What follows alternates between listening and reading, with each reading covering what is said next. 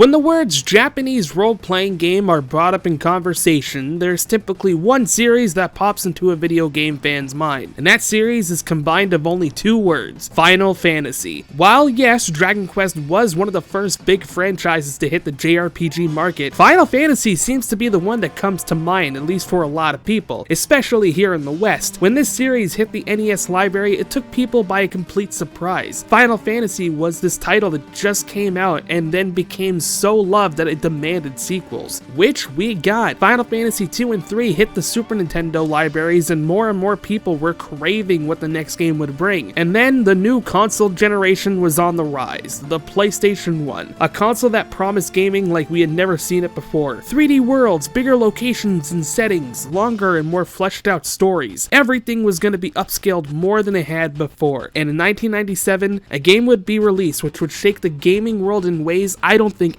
anyone would have seen coming. And that game was Final Fantasy VII. Now by this point, Final Fantasy has already become a well-known name. Final Fantasy III was a success and to this day is still considered one of the best RPGs of all time. But Final Fantasy VII dared to go even beyond that, even keeping its original number when being ported over here to the West. Final Fantasy VII was everywhere, being marketed and promoted in many magazines and game commercials. Square wanted you to know that this was the step forward in the JRPG genre. And here we are, 23 years later, and Final Fantasy VII still stands as one of the more influential games to ever hit the market. And some people even call it the greatest game ever made. Fans love this game so much that for years they were clamoring for a remake to potentially hit the scene. And after such a long time, it finally happened. We got Final Fantasy VII completely reimagined on the PlayStation 4 with Final Fantasy VII Remake. And like many others, I sunk my fair share of hours into it, and while I don't want to give all of my opinions on it due to the fact that I'm going to be making a video on it sometime this year, something happened after I played it. I wanted to go back and play through the original Final Fantasy VII. I wanted to see why this game is the one that deserved it. Why does Final Fantasy VII get the remake? Why do fans love it so much? I mean, I'm one of them. Final Fantasy VII was one of the first games I ever played, and one of the first games that I ever fell in love with. But why? Why is that? What is it about Final Fantasy VII that makes it so special?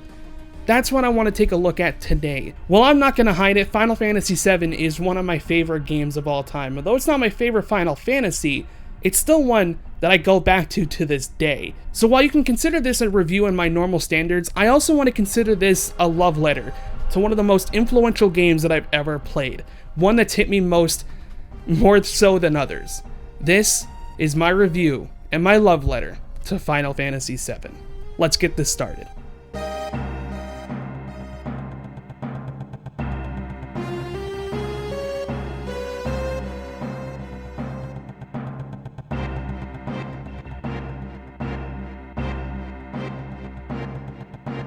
The story of Final Fantasy VII, I feel, is quite an interesting one. While it takes many real-world problems and philosophies, it isn't afraid to reach out into the more fantasy and sci-fi elements found in most Final Fantasy games before this one. And before I continue, I would just like to say, if for some reason you're watching this video and you have just started Final Fantasy VII Remake, and that is the way you intended to explore this game's narrative, I highly suggest clicking off the video now, as the introduction of the story will basically talk about the entire plot that happens within Midgar in small and hopefully non-spoiler fashion. But that's basically spoiling the entire story of the remake, so you know, at least you've been warned. Its story begins within the walls of a bustling city that goes by the name of Midgar. With its iconic opening shots of a flower girl walking into a busy street to the train pulling into the station, we are met with a few of our main characters. The leader of a renegade group called Avalanche that goes by the name of Barrett, and an ex-soldier turned mercenary for hire, Cloud. Barrett's group is unleashing an attack on a site called a Mako reactor. During this mission, Barrett exclaims that the leaders of the company called Shinra are using the planet's life force in order to create the energy that powers everything in Midgar. The more they continue to do so, the more the planet's life force will drain, which, if uninterrupted, could lead to the destruction of the planet. And Cloud could give less of a damn. While he is working for Avalanche, he's only really doing it for the money. They successfully take out the reactor, Cloud runs into a flower girl while the city is basically in mass panic and hysteria, and rejoins the group at their hideout. And it's here where Cloud meets an old childhood friend, friend, Tifa, who is definitely a fan favorite amongst the gamers, let me tell you. Barret plans on attacking another reactor, but Cloud refuses to be a part of this whole freedom fighting group and opts out until Tifa kind of reminds Cloud of a promise they made back when they were kids, and this makes Cloud reconsider and decides to help him out on one more job. However, everything goes south when the head of the Shinra company meets with the group and expresses his anger for everything they've done so far. He pits them against their new weapon dubbed the Airbuster, and after defeating him, Cloud gets caught in the explosion. He falls to the city slums below,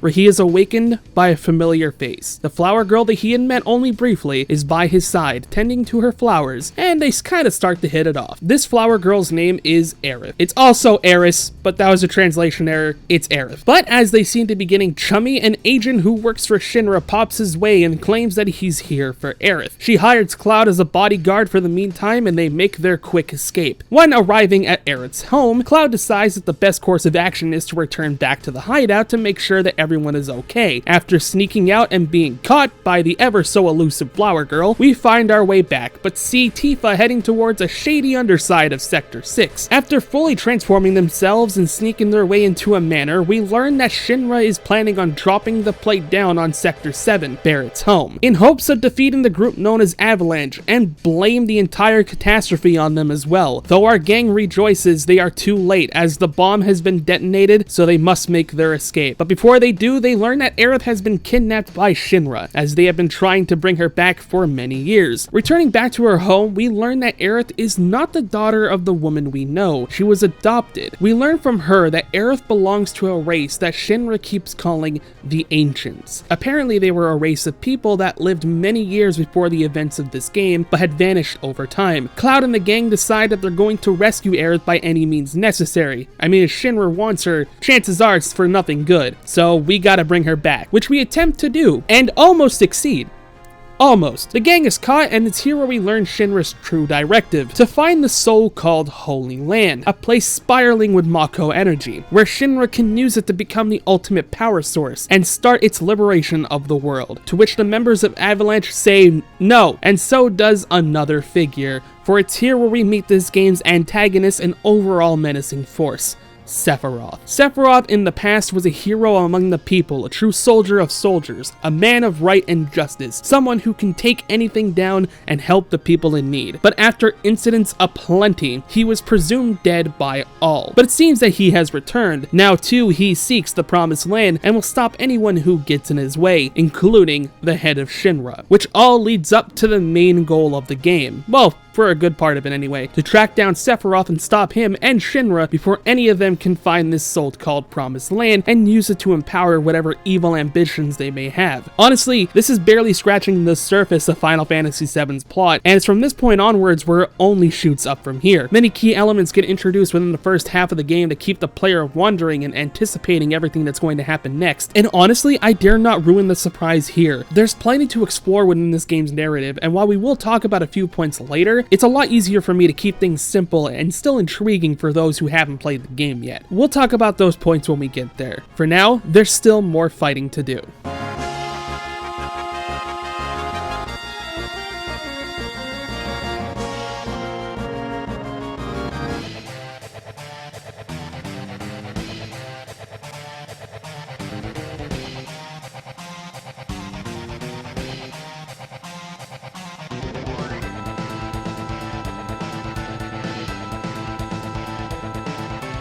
Alright, I'll be the first to admit that Final Fantasy VII in the graphics department has not aged all too well. This was an early newcomer to the PlayStation, especially for RPGs in a 3D environment. While they had dabbled in a few 3D projects beforehand, this would be Final Fantasy's first leap into the 3D system, which is why the game kinda looks like it does. Final Fantasy VII still retains the top-down view nature of classic Final Fantasy titles, which characters will move across these pre-rendered backgrounds that acted as areas and settings of the locations, much like Resident Evil did. good. I know nothing about the development cycle behind the game, but I can only imagine how freaked out they must have been when switching over from a 2D realm to a 3D realm. Even with that 3D Final Fantasy prototype, you could tell everything was still being built from experience over time. Even the leap in quality from Final Fantasy VII to Final Fantasy VIII shows this. But while the overworld style really hasn't aged like fine wine, I would argue that it's different for the battle scenes. When you enter a random encounter, the game takes a completely different turn. The 3D models are more detailed and the environments and enemies are exactly what I would imagine a Final Fantasy battle screen to look like in this era of the consoles. The battle scenes are as traditional as you can get, and I think for the first step into a new age, this was the correct decision to make. But they certainly help make the overworld models look bad in comparison. To my understanding, the style of the game is what most newcomers are put off by, and honestly, I don't find that too hard to believe. In fact, the version that I'm playing for the sake of this review is the Switch version of the PC port, or the HD port as most people call it. All this did was make every polygon available more sharper and smoothed down, and personally, mind you,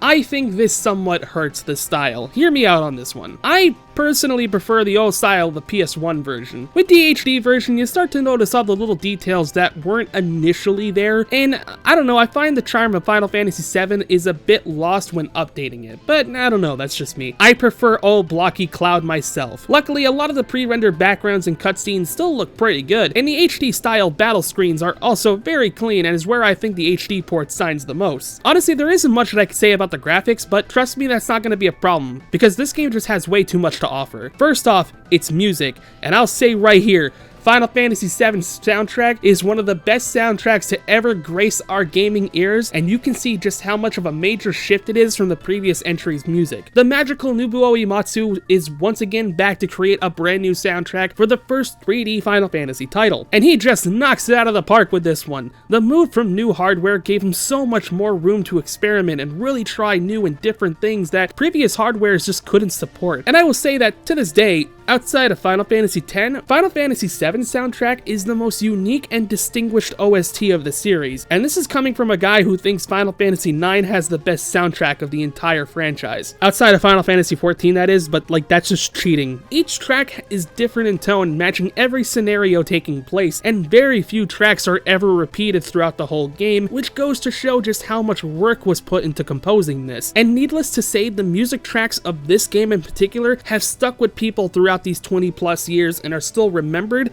and talked about to this day, whether it be the beautiful somber notes of Tifa's theme, the glorious introduction theme that is Bombing Mission, the synth heavy prog metal sounding boss theme, or the sad melodies of Aerith's theme. Final Fantasy VII soundtrack hits every style with grace and it makes every track stand out in its own right.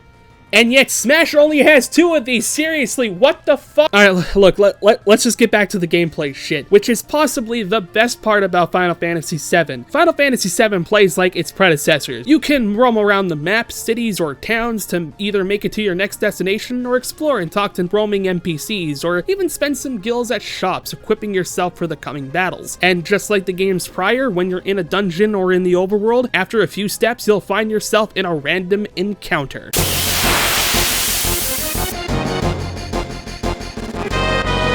Battles look as traditional as they get. You have your character stats at the bottom of the screen and your party and enemy sides at the top. Once your ATB gauge is full, you can select from a variety of options to take action on the current character's turn. This all seems pretty straightforward, but that's only because the real meat of the gameplay is everything that takes place before the battles ensue. That's right, I'm talking about materia. I'm talking about limit breaks. I'm talking about spending too much damn time looking at character builds on online wikis, because every party member in this game can utilize different equipment and materials in specific ways, which in turn help them utilize their full potential.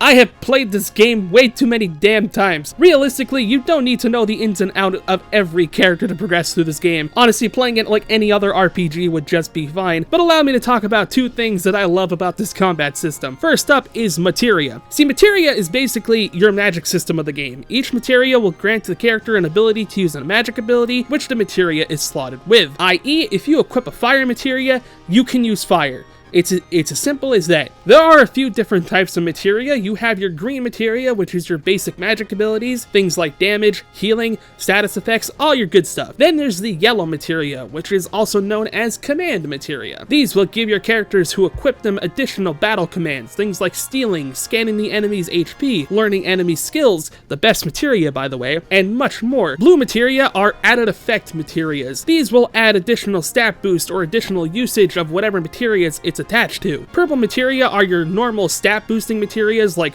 more HP or more MP, with a few other additions here and there like having a cover ability or luring chocobos. I've always referred to them as the other materia as they can be a variety of things. And last but not least, there is the red materia, which are summons. That's right, summons make a return, and honestly, they are still some of my favorite iterations to this day. Each summon is so impactful and is a genuine help to battles, though of course while all this materia is nice to have, it's all rather limited. Starting out, your equipment will only let you use a few materia pieces per character, so you have to be smart and see which ones you think will be worth the current situation, which is really smart in my opinion. This kind of lets the player mess around with party dynamics if they choose to, or if they have members that they're attached to, it doesn't really punish them in any major way. You just gotta make sure that you're careful with the materia that you'll be using, since equipping materia will also affect your strength and magic and defense stats. Even though we went through all this, there's still one more thing I gotta cover, and that is the famous limit breaks. Limit breaks are basically your super move. After being hit a few times in battle, your limit gauge will build up, and once it's full, you'll be able to unleash a powerful strike. Each member of the party has 3 level sets of limits, 2 limits per level, and of course they all have their secret 4th level limit break, which is a treat to try and find yourself. To gain new levels of limits, you'll have to meet a few requirements. To unlock your second limit, you'll have to use the first limit you have about 10 times, and after you unlock your second limit in your current level, you'll have to defeat a certain number of enemies with a specific character if you want to gain their next limit level. And each member has a different number that you'll have to beat. Now, you could spend your time playing through the game as you normally would and unlock your limits as you progress through the story.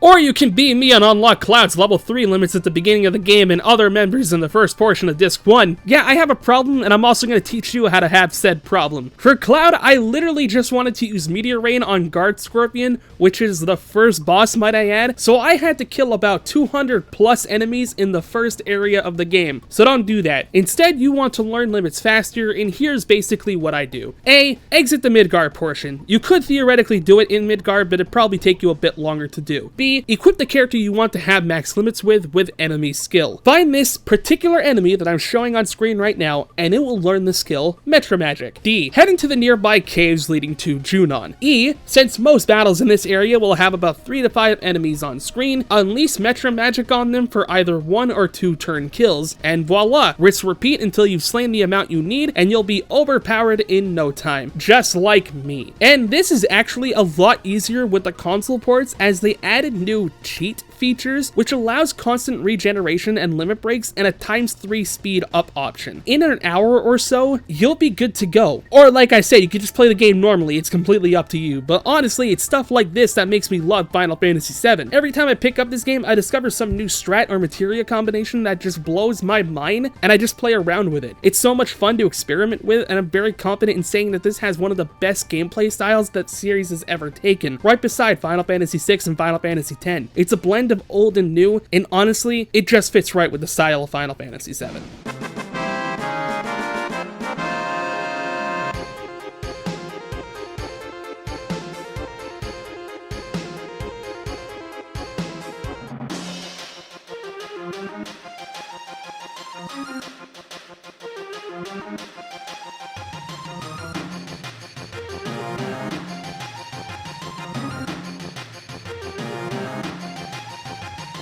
The story elements and character developments that happen during the events taking place after the first disc are honestly things that I don't really want to go into, nor do I think I should go into. You see, the beauty of Final Fantasy VII is following the characters through their own little arcs and experiencing them with your own fresh eyes. And a lot of people claim that Final Fantasy VII can no longer be a spoiler-free area, as the title has been out for so long. But I feel with the remake coming out this year, that argument might be a bit negated. No one will ever be able to play or know something about a video game or really any form of media simply because they watch or play said form of media. I know this is a bit hypocritical coming from me due to me always talking about the ending of a game in my usual reviews, but normally when I do, you're given some form of warning, I hope, by my transitions, or if you've been watching my stuff for a while, you kind of get the gist of everything. But I do feel like I do need to talk about the ending to this game at some extent, so I will try my best to do so, but try to keep things as vague as I can. Because as I mentioned before, a lot that comes from this game are from the characters-driven moments that make Final Fantasy VII what it is today. But in terms of story, where does Final Fantasy go from taking down an evil corporation to hunting down the big scary silver-haired man? Well, in terms of full-on plot progression, the hunt for Sephiroth is basically what you'll be doing all the way to the end of the game. Only the stakes and reasons for doing so only grow and grow, as Sephiroth's main villain plan is basically to destroy the world using a spell only known as Meteor, which the main party is kinda like, oh, that's not good. However, the party discovers a countermeasure, which could negate the giant space rock heading their way, a spell only known as Holy, which turns out that plan had already been set in motion, with Holy essentially charging up for its battle against Meteor. Cloud and the squad understand that as long as Sephiroth stands, so too does the planet's demise, and they all make it their mission to face Sephiroth one last time. Now, I'd like to really stress the second and third disc not only have some of the best character growth that the cast goes through, but also some very interesting lore dumps and plot twists that, to a newcomer to the series, would be shocked to find out. I'm being as vague as possible simply due to how important the character building is to someone who's never played the game before, and I feel like it's where a lot of the love from this game comes from. But nevertheless, they find out where Sephiroth is hiding, and Cloud decides that his only mission now is to encounter him and end this fight once and for all. But he also states that he doesn't want anyone who doesn't want to fight to join him, which is a complete 180 to how he acted in the beginning of this adventure. But of course, the main party does their whole anime spiel about how they came this far and ain't nothing gonna stop them now. And with that, they make their way to the northern crater, and they begin their descent into the final battle with Sephiroth. Everything they have gone through has all led up to this moment. Every trial, every enemy that has stood in their way was just an obstacle to this very moment. It's time to finally go confront the major threat. Well, everyone, let's mosey. The final challenge entails a series of back-to-back fights, including one that has this really awesome feature of switching teams throughout the fight that truly I wish was more utilized, but I mean, whatever, what are you gonna do? Though this foe looks very powerful, once you defeat it, you have one more challenge left. The final encounter with the one-winged angel himself, Sephiroth.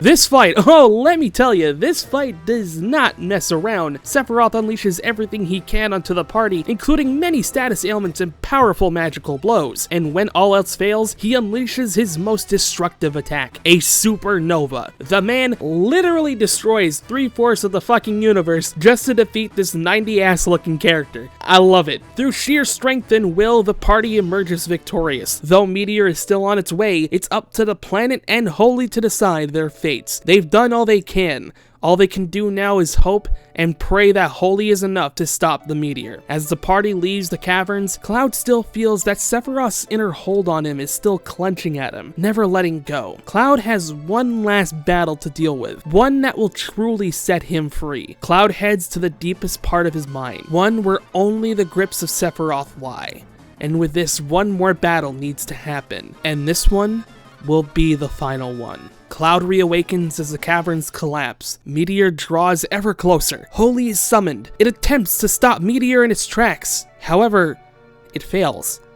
Meteor proves to be stronger than humanity's last hope, but when all seems lost, there lies one more answer. As a last-ditch effort, the planet uses all its force, the life stream, to draw the power needed to destroy Meteor, and as it does and makes the giant space rock disappear, the game comes to an end. Roll credits, and thus the ending of the journey that is Final Fantasy VII is here. And it's kind of funny, isn't it? How interrupted or very quickly handled the ending seems. But honestly, I think it's exactly what we needed. I mentioned before that the story of Final Fantasy VII, narratively speaking, is very minimal. Only a few major key points ever really get brought to the light, and most little tidbits and lore are found through exploration or just throughout another playthrough. But what really ties this story together are its characters and their own stories that they go through. By the end of the game, each member has gone through their own arc. The only thing left is to live and fight to protect a future that they can only hope to have. And I think that's what this ending kind of opens up. The threat is gone for now, so all that's left is an uncertain future. In ways, it's kind of almost poetic. But with all that, that's Final Fantasy VII.